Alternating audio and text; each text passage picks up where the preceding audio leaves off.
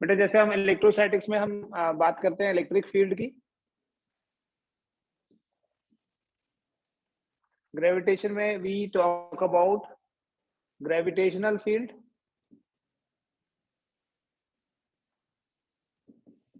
and in magnetism we talk about the magnetic field. ठीक है, थोड़ा सा आइडिया देता हूँ why we say they are similar.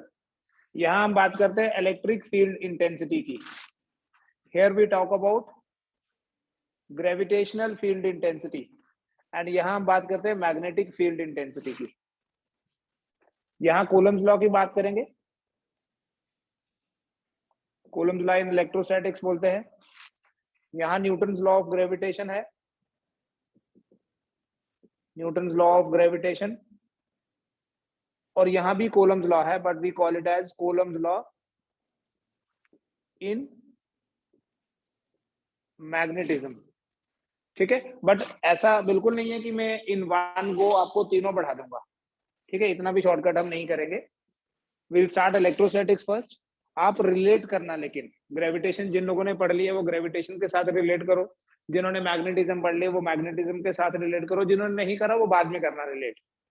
जब ग्रेविटेशन पढ़ोगे तो फिर इलेक्ट्रोस्टैटिक्स के साथ रिलेट करना. उससे क्या होगा ना, यू कैन सेव टाइम. कैसे टाइम सेव कर सकते हैं? जैसे जब आप फाइनल अपना एक रिवीजन समरी टाइप बनाओगे तो you can have 3 chapters on 1 page. पढ़ेंगे अलग अलग से, बट आप उनको कंबाइन कर सकते हैं just to avoid unnecessary repetition. बेटा इलेक्ट्रोस्टैटिक्स में I will give you a brief idea before that, before starting electrostatics. हमारे पास ना 4 बेसिक फोर्सेस हैं.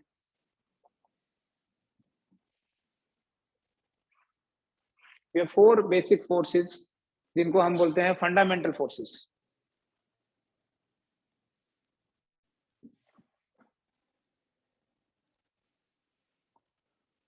Fundamental forces in nature.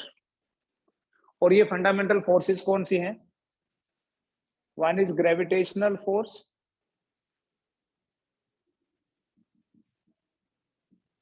Second is electromagnetic force,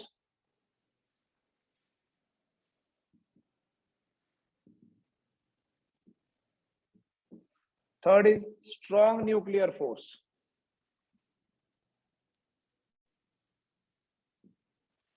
and the fourth is weak nuclear force.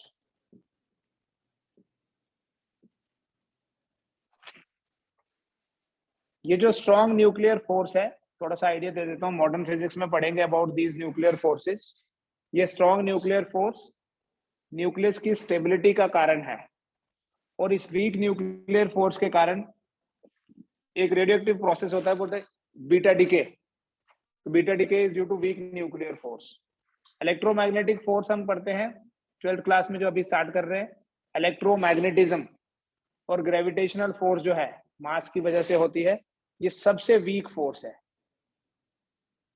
Weakest force in nature. मैं आपको इनकी relative strength बताता हूं.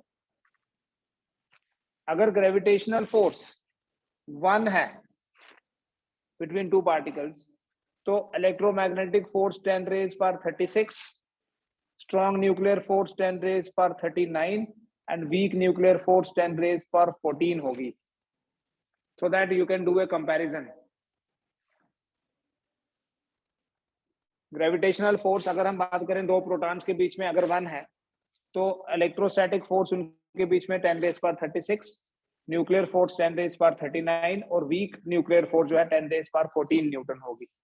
So you can do a comparison between these electrostatics, electromagnetic and gravitational. जैसे हम बोलेंगे कि जो electromagnetic force है, that is 10 raised power 36 times stronger than the gravitational force. ठीक है, ये जनरल है. किसी पर्टिकुलर पार्टिकल के लिए this ratio can be 10 raised power 36, 37, 35, इस तरह से इन जनरल इसी रेंज में है, जिसका ये मतलब है कि इलेक्ट्रोमैग्नेटिक फोर्स ग्रेविटेशनल फोर्स से बहुत ही स्ट्रॉन्गर है. न्यूक्लियर फोर्स भी इससे अगर आप देखो 10 की पावर ही देखो सिर्फ, you will say it is 1000 times stronger. ये इससे वीक है, बट इससे तो ये भी 10⁻14 टाइम स्ट्रॉन्गर है।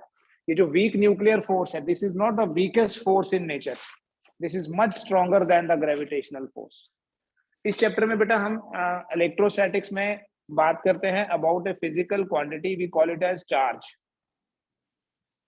मैटर की प्रॉपर्टी है and this charge is due to deficiency और एक्सेस ऑफ इलेक्ट्रॉन्स। किसी भी पार्टिकल का, किसी एटम का या किसी मॉलिक्यूल का अगर चार्ज होगा तो वो या तो इलेक्ट्रॉन्स की डेफिशिएंसी या इलेक्ट्रॉन के एक्सेस के कारण होता है, क्योंकि किसी भी एटम की जो नेचुरल स्टेट है, natural state of any atom is called as the balanced state, that is called as the neutral state। और इस न्यूट्रल स्टेट में क्या होता है, number of electrons is equal to the number of protons। Electrons और protons बराबर होते हैं। जब इलेक्ट्रॉन्स और प्रोटॉन्स का नंबर बराबर होगा तो नेट चार्ज जो है वो 0 होगा।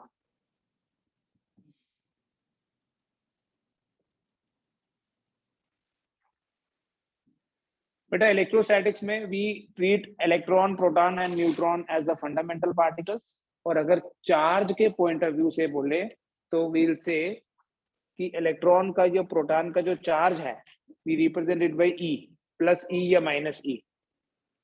That value is 1.6 into 10⁻⁻19 coulomb. इसको बोलते हैं फंडामेंटल चार्ज। हम बार बार ये नंबर नहीं लिखते, हम लिखते हैं E।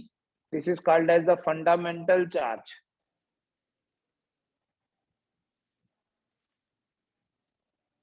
फंडामेंटल चार्ज का ये मतलब है कि it is basic unit of charge. इससे छोटा चार्ज पॉसिबल नहीं है। Charge smaller than this is not possible. ठीक है। We have a property of charges which says कि किसी भी एटम का जो चार्ज होगा उसकी हर एक वैल्यू पॉसिबल नहीं होती है। डेफिशिएंसी और excess of electrons, if there is loss of electrons net charge is positive, and if there is gain of electrons तब जो नेट चार्ज होगा वो नेगेटिव होगा। ठीक है। और हमेशा चार्ज जो है वो इंटीग्रल मल्टीपल होता है फंडामेंटल चार्ज का। Means this n cannot be fraction, n cannot be a fraction. अब इस प्रॉपर्टी को अगर आपने नाम देना है, this is called as quantization of charge. This is called quantization of charge, जिसका ये मतलब है कि चार्ज की हर एक वैल्यू पॉसिबल नहीं है। ये नहीं है कि हम कोई मैथमेटिकल वैल्यू सोचें और बोलें ये किसी का चार्ज होगा, ये जरूरी नहीं है। चार्ज की वही वैल्यूज पॉसिबल हैं। मान लो कोई आपको चार्ज दिया है, आपको ये चेक करना है कि ये पॉसिबल है या नहीं, तो आपने क्या करना है बेटा, उस चार्ज को फंडामेंटल चार्ज से डिवाइड करना है। If you get a fraction so that means it is not possible. It can Q by E जो है, it can never be a fraction, can never be ए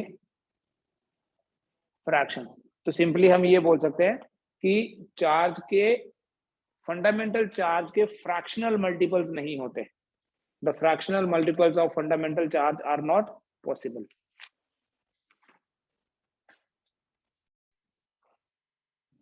बेटा अगर हम बात करें चार्ज की, तो हमारे लिए चार्ज एक physical quantity, but it is not a fundamental physical quantity, it is a derived physical quantity. Justify कर सकते हो ना कैसे? फंडामेंटल वाली लिस्ट में नहीं दिखेगी आपको। चार्ज को हम अगर मैथमेटिकली डिफाइन करना होगा, we define as current into time. इसलिए जो चार्ज का हम यूनिट लिखते हैं ना, कूलम, वो एक फंडामेंटल यूनिट नहीं है। फंडामेंटल में we have mass, length, time, temperature, electric current, luminescence density and amount of substance. Charge is not there. So charge का जो एसआई यूनिट है वो कूलम इनटू सेकंड है, एम्पियर इनटू सेकंड, और इसी एम्पियर इनटू सेकंड को coulomb बोला जाता है। So we say that 1 coulomb is 1 ampere second. ठीक है, we have some smaller units, वो तो पता है, मिली कूलम 10⁻³ कूलम होता है और माइक्रो कूलम 10⁻⁻6 कूलम होता है। Now next is CGS units. देखो यहाँ दो तरह के सीजीएस यूनिट्स हम यूज करते हैं, दो तरह के। ठीक है, चार्ज एक ऐसी क्वांटिटी है, चार्ज से रिलेटेड और भी, जैसे अगर करंट की भी बात करेंगे तो इलेक्ट्रोस्टैटिक्स में और इलेक्ट्रोमैग्नेटिज्म में अलग अलग यूनिट्स हैं। इसको बोलते हैं electrostatic unit of charge, CGS. It is called as stat coulomb. इसका दूसरा नाम है बेटा फ्रैंकलाइन, बेंजामिन फ्रैंकलिन के नाम से। It is also called as franklin. और 1 कूलम जो है that is 3 × 10⁻⁹ statcoulomb. In fact जो फ्रैंकलाइन है या जो स्टैट कूलम है, ऐसे लिखते हैं शॉर्ट में, ये चार्ज का सबसे छोटा यूनिट है।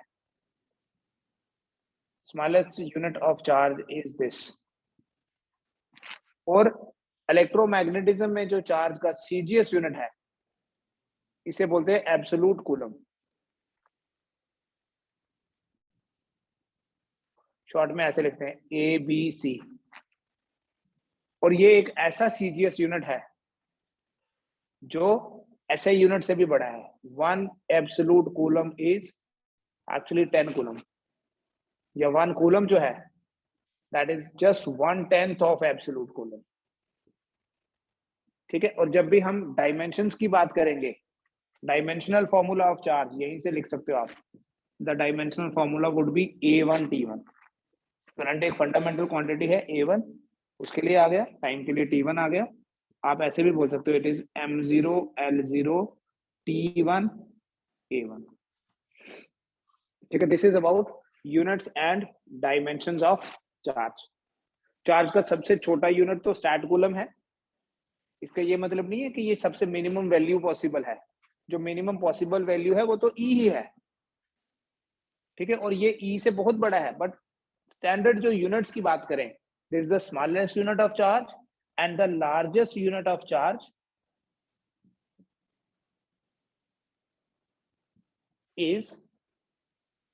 is called as फैराडे, जिसे आप केमिस्ट्री में भी यूज करते हैं। ये 1 फैराडे जो है 96,500 कूलम होता है। Why this value is chosen? Note करो और सोचो, 96,500 कूलम ही क्यों? देखो, we can have certain questions, like basic questions करते हैं। Calculate number of electrons in any given amount of charge। जैसे calculate number of electrons in 1 coulomb of charge, या 1 मिली कूलम, या 1 माइक्रो कूलम, या कुछ भी चार्ज की वैल्यू गिवन है, और हमें ये कैलकुलेट करना है कि उसमें कितने इलेक्ट्रॉन्स होंगे। ठीक है, calculate number of electrons in 1 coulomb of charge मतलब अगर किसी बॉडी के पास +1 कूलम चार्ज है तो उसने कितने इलेक्ट्रॉन्स लूज किए हैं, और अगर -1 कूलम है तो उसने कितने गेन किए हैं। सो जब भी आपको ये नंबर ऑफ इलेक्ट्रॉन्स कैलकुलेट करना होगा, use this quantization principle, n equals to Q by E। What is this Q? Given है 1 कूलम, और E कितना होता है 1.6 × 10⁻⁻19 coulomb. You can cut this coulomb and coulomb. ठीक है, इसे आप लिख सकते हैं बेटा 10⁻20 डिवाइडेड बाय 16। चेक करो कैसे लिखा। ये -19 है, एक इसका भी आएगा 0, it will become -20, will go up, and you write it as 100 × 10⁻18 divided by 16। सो आपके पास ये आ जाएगा 16 6s are 95, 96 4 बचा, 16 2s are 32, 16 5s are 80, 6.25 × 10⁻18 electrons. तो अगर किसी बॉडी के पास 1 कूलम पॉजिटिव चार्ज है तो इसका मतलब ये हुआ कि this body has lost this much number of electrons, और अगर 1 कूलम नेगेटिव है तो इसका मतलब इसने इतने गेन किए हैं। इतने चार्जेस, इतने electrons will carry 1 coulomb of charge. So इसलिए हम ये बोलेंगे कि 1 coulomb is very very large amount of charge, क्योंकि 1 कूलम चार्ज में इतने सारे इलेक्ट्रॉन्स होते हैं। This is a very big number. ठीक है, या दूसरा हो सकता है calculate the charge of 1 mole of electrons. थोड़ा केमिस्ट्री भी यूज कर लेंगे इसी में। If we have 1 mole of electrons, what will be the amount of charge? बेटा 1 मोल ऑफ इलेक्ट्रॉन्स मतलब कितने इलेक्ट्रॉन्स? एवोगैड्रोस नंबर बोलते हैं, है ना? Number of electrons in 1 mole is equal to 6.023, जो है ना उसको फिजिक्स में 6 से बोलते हैं। This is Avogadro's number. Avogadro's number is not unitless. It is always the number of particles, number of molecules, number of atoms in 1 mole, per mole. ठीक है, तो we write number of electrons in 1 mole is this. तो इतने electrons हैं, तो that means charge of 1 mole कितना हुआ? 6 into 10 raised per 23 into 1.6 into 10 raised per minus 19 coulomb. और ये जो नंबर है ना, आपको कैलकुलेट नहीं करना है। This number is actually 96500 coulomb, and that is why this is called as Faraday. ठीक है, फैराडे ने जो इलेक्ट्रोलिसिस के एक्सपेरिमेंट किए, ये जो यूनिट है इतना बड़ा, is a very big unit. कैसे देखो, 1 कूलम ही इतना बड़ा है, ये तो ऑलमोस्ट 96500 कूलम है, तो ये तो बहुत ही बड़ा होगा। तो ये इसलिए नंबर चूज किया गया because this is charge of 1 mole of electrons, या 1 मोल ऑफ प्रोटॉन्स भी, क्योंकि एक इलेक्ट्रॉन का जितना चार्ज है उतना ही एक प्रोटॉन का भी होता है। ठीक है, तो इस तरह से इलेक्ट्रोस्टैटिक्स भी हम स्टार्ट तो करेंगे, but will do the very basic questions on this. ऐसा नहीं है कि कुछ भी ऐड नहीं हो आपने जो पहले से पढ़ा उसमें। We can have some more questions, like कुछ क्वेश्चंस मैं डायरेक्टली एनसीईआरटी से भी उठाए हैं यहाँ, जैसे if a body loses 10 raised per 9 electrons per second, then after what time the charge of body will be 1 coulomb? Think about it, कैसे करना है।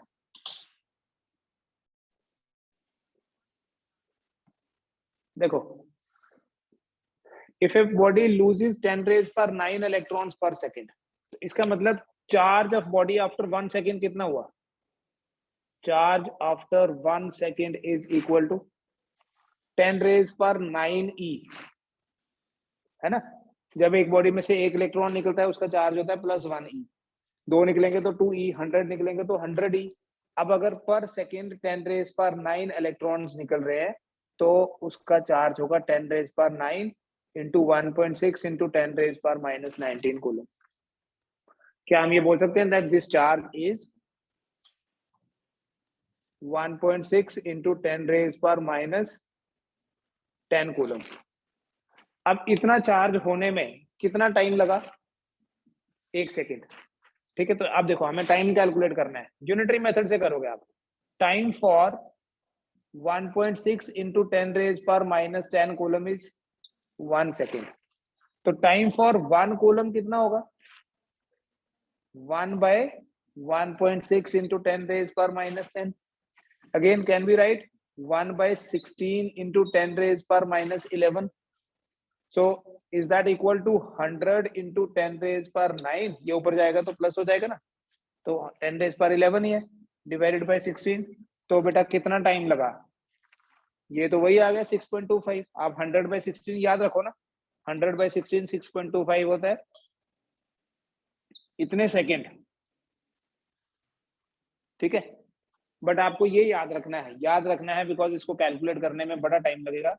ये जो टाइम है, this time is approximately 200 years. आपको सेकेंड देख के आइडिया नहीं होगा कि ये कितना बड़ा टाइम है, ये 200 साल के बराबर है। मतलब अगर एक सेकंड में इतने ज्यादा इलेक्ट्रॉन्स भी निकल रहे हैं,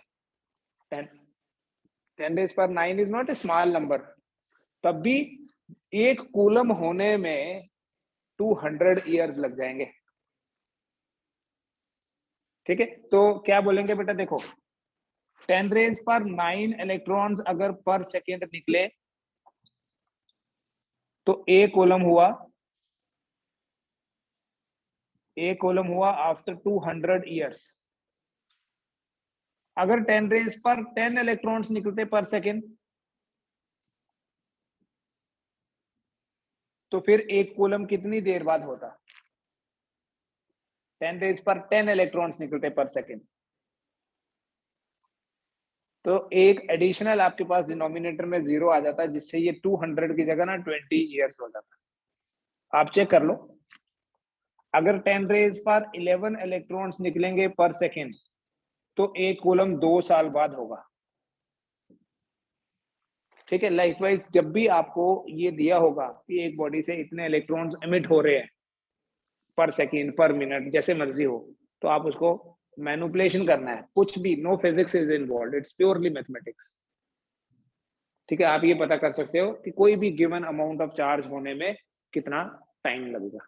ठीक है, ये नोट करके एक क्वेश्चन और करेंगे, then will move on. Calculate number of electrons in 100 gram of water. 100 gram पानी में कितने इलेक्ट्रॉन्स होते हैं?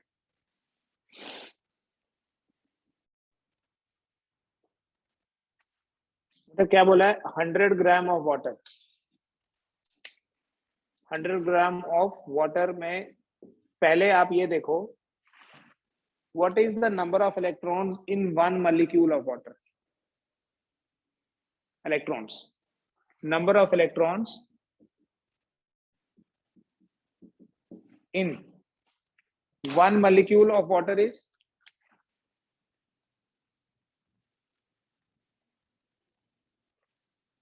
एक हाइड्रोजन के पास 1 इलेक्ट्रॉन है, ऑक्सीजन के पास 8 है, सो वी राइट 2 × 1 + 1 × 8। तो एक मॉलिक्यूल के पास कितने इलेक्ट्रॉन्स हैं? 10 प्रोटॉन्स भी हैं। ये नहीं पूछा है कि calculate the charge of 100 gram of water, तो न्यूट्रल है। This is number of electrons, या नंबर ऑफ प्रोटॉन्स भी बोला जा सकता था, इट इज 10 एक मॉलिक्यूल में। अगर हम ये कैलकुलेट कर पाए कि इस 100 ग्राम के अंदर कितने मॉलिक्यूल्स हैं, तो 10 से मल्टीप्लाई करोगे तो नंबर ऑफ इलेक्ट्रॉन्स मिल जाएंगे। ठीक है, सो क्या पर्पस है हमारा? हमने ये देखना है 100 ग्राम या 250 ग्राम या 1000 ग्राम या कुछ भी अमाउंट जो दिया है, 5 ग्राम भी हो सकता है, उसमें कितने मॉलिक्यूल्स हैं। What is molecular weight of hydrogen? 18। ये ग्राम मॉलिक्यूलर वेट क्या होता है? देयरफॉर ऐसे बोलेंगे, number of molecules in 18 gram of water is 6 × 10⁻23। ठीक है, 18 ग्राम विल बी 1 मोल। तो 18 ग्राम में इतने मॉलिक्यूल है, 1 ग्राम में कितने होंगे? 6 × 10⁻23 डिवाइडेड बाय 18, तो 100 ग्राम में कितने होंगे? 100 से मल्टीप्लाई कर दोगे, दिस विल बी 1/3 × 10⁻23 × 100। समझ में आया क्या किया? जस्ट राइट इट एज एक 10 इधर ले लो, तो ये बन जाएगा 3.33 × 10⁻24। एक 0 इसके साथ अटैच कर दिया, एक इधर लाया, तो ये 10/3 बना 3.33। तो ये है बेटा नंबर ऑफ मॉलिक्यूल्स। एक मॉलिक्यूल के पास कितने इलेक्ट्रॉन्स हैं? 10। तो टोटल नंबर ऑफ इलेक्ट्रॉन्स कितना हुआ? Total number of electrons will be equal to 3.33 10⁻24 × 10, so that is 3.33 × 10⁻25। तो जब भी आपको नंबर ऑफ इलेक्ट्रॉन्स कैलकुलेट करने हैं, आपको सिर्फ ये कैलकुलेट करना है कि how many molecules are there and what is the number of electrons in each molecule. यहाँ आपको क्वांटाइजेशन लगाने की जरूरत नहीं है। ठीक है, ये नहीं है कि हर बार आप n फाइंड करो q by e से। यहाँ चार्ज नहीं दिया था, अगर आपको चार्ज गिवन होगा देन यूज दिस फॉर्मूला, और अगर आपको चार्ज की जगह कोई अमाउंट दिया है तो फिर आपने एवोगैड्रोस कॉन्सेप्ट लगा के करना है। When we say charge is invariant, इसका मतलब है charge is independent of speed, और मास एक वेरिएंट क्वांटिटी है, जिसका ये मतलब है कि मास स्पीड के ऊपर डिपेंड करता है। ये एक रिलेशन है, this is Einstein's theory of relativity, जिसमें ये जो m है, this m is called as kinetic mass, सिर्फ मास नहीं। आल्दो न्यूटन्स मैकेनिक्स में तो हम मास को कांस्टेंट मानते हैं, लेकिन आइंस्टाइन थ्योरी सेज कि किसी भी पार्टिकल का मास कितना होगा वो डिपेंड करता है कि उस पार्टिकल की स्पीड कितनी है। ठीक है, इसमें ये जो m0 है, दिस इज रेस्ट मास, और रेस्ट मास का क्या मतलब है, mass of the particle when it is stationary, when it is at rest. और काइनेटिक मास का मतलब है mass of the particle when it is in motion. ये है velocity of the speed of the particle, बोल दो स्पीड ऑफ पार्टिकल। और बेटा जो ये c है, this is nothing, it is simply speed of light. तो इस फॉर्मूले की हेल्प से हम काइनेटिक मास को रेस्ट मास के साथ रिलेट करते हैं, बट ऐसा कोई भी फॉर्मूला इलेक्ट्रोस्टैटिक्स में नहीं है अभी तक नहीं है। सो वी से कि किसी पार्टिकल का चार्ज रेस्ट पे जितना होगा उतना ही चार्ज उसका मोशन में होता है। चार्ज उसकी स्टेट पे डिपेंड नहीं करता कि वो पार्टिकल स्टेशनरी है या मोशन में है, इट इज ऑलवेज सेम। और इसलिए देखो we all know कि एटॉमिक स्ट्रक्चर जो है उसमें वी हैव न्यूक्लियस जिसके अंदर प्रोटॉन्स हैं, outside the nucleus we have electrons, और इन इलेक्ट्रॉन्स की जो स्पीड है वो डिपेंड इनवर्सली प्रोपोर्शनल होती है प्रिंसिपल क्वांटम नंबर के। ठीक है, ये भी एटम्स एंड न्यूक्लियस में हम पढ़ते हैं इस चीज को on the basis of bourse quantum theory, कि जो इलेक्ट्रॉन की स्पीड है वो इनवर्सली प्रोपोर्शनल है किसके, to the principal quantum number, मतलब ऑर्बिट नंबर, विच सेज कि पहले ऑर्बिट में इलेक्ट्रॉन की वेलोसिटी मैक्सिमम है, दूसरे ऑर्बिट में थोड़ी कम हो गई, तीसरे में और कम हो जाएगी। लेकिन हर एक ऑर्बिट में वेलोसिटी मतलब स्पीड डिफरेंट है, बट हर एक ऑर्बिट में चार्ज की सेम वैल्यू है, और तभी overall charge is independent of n, does not depend on the principal quantum number। इसलिए एटम को हम न्यूट्रल बोलते हैं, क्योंकि भी एटम इलेक्ट्रिकली न्यूट्रल है। इसका क्या मतलब है कि जितना न्यूक्लियस के अंदर पॉजिटिव चार्ज है उतना ही न्यूक्लियस के बाहर नेगेटिव चार्ज है। ओवरऑल एटम न्यूट्रल है, न्यूक्लियस नहीं। न्यूक्लियस ओवरऑल पॉजिटिवली चार्ज है, और जो एक्स्ट्रा न्यूक्लियर पार्ट है वो नेगेटिवली चार्ज है, but it is a atom which is electrically neutral. ठीक है, तो अगर चार्ज भी वेरिएंट होता मास की तरह तो हो सकता है ये टोटल जीरो नहीं बनता, किसी एटम के लिए बनता, किसी के लिए नहीं भी बनता, क्योंकि हर एक ऑर्बिट में स्पीड डिफरेंट है, तो कभी सबको ऐड करके इसके बराबर नहीं भी तो आ सकता है। ठीक है, और वो भी ये z के ऊपर भी डिपेंड करता है actually, z means atomic number, right. तो charge is not like mass, there are certain properties of charge जो मास की तरह है, but there are some other properties also जो मास से डिफरेंट है। तो मास का वेरिएंट और चार्ज का इनवेरिएंट होना इज वन सच डिफरेंस। तो कंक्लूजन क्या है बेटा आज वाली क्लास का मेन, कि अपनी नेचुरल स्टेट में कोई भी एटम, जैसे मैं ले लूं iron, we know atomic number is 26, mass number is 56। Although electrostatics में ये मास नंबर हम यूज नहीं करते हैं।